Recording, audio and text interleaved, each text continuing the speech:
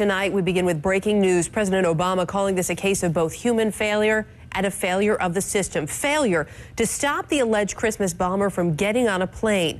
Just hours after he says that, CNN learns the who and the how of a breakdown that frankly was never supposed to happen after 9/11. Also ahead tonight, we have more breaking news. What we're learning about possible retaliation on targets in Yemen. CNN's Barbara Starr, the first to report it, will join us shortly. Plus, Charlie Sheen up close, a history of violence and the allegations this time around. What he's saying about it now.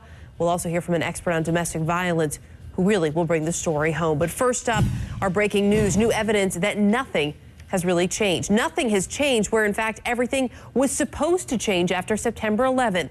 Tough to believe, but 8 years later, we are still talking about connecting the dots and a failure to communicate. It's been widely reported that the father of the suspect in the Christmas incident warned U.S. officials in Africa about his son's extremist views. It now appears that weeks ago, this information was passed to a component of our intelligence community, but was not effectively distributed so as to get the suspect's name on a no-fly list. There appears to be other deficiencies as well. Not long after President Obama spoke out, CNN learned specifically what he was talking about. And then a short time later, we learned why he came out to make that statement at all, why the urgency that essentially had him doing a 180. We'll have that angle for you in a moment. The why, along with what's next, including the possibility of new airstrikes on Yemen. But first, we want to get to Jean Meserve, who has the what.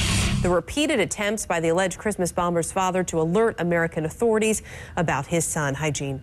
Hi. According to sources who are familiar with the family's discussions with the U.S., the father met face-to-face with embassy officials on at least 2 occasions. There also were several telephone calls and also written communications.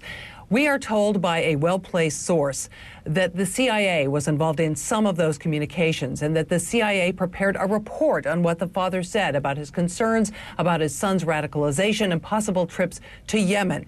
That report, we are told, was sent to CIA headquarters in Langley, Virginia, but it was not disseminated to the wider intelligence community.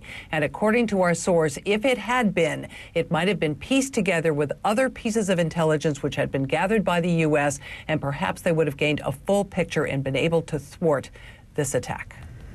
What about the CIA, though? Are they actually confirming the existence of that report? The CIA is pushing back pretty heavily here. The statement for the spokesman, rather, for the CIA put out a statement this evening which said, in part, we didn't have his name before the meeting with the father. Also in November, we worked with the embassy to ensure he was in the government's terror database, including mention of his possible extremist connections in Yemen. We also forwarded key biographical information about him to the National Counterterrorism Center.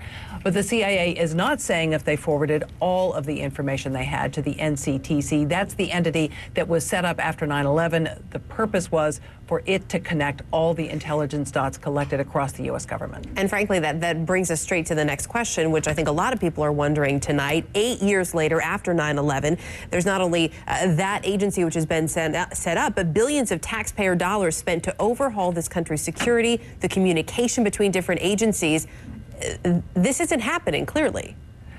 Well, clearly it didn't happen in this instance, and one can only guess that it might be reflective of a larger problem. That is why the administration has said, the president said very specifically today, I am ordering a government-wide review of what we're doing here in terms of integrating this information, collecting this information. I want to know what we knew, when we knew it, and who it was shared with.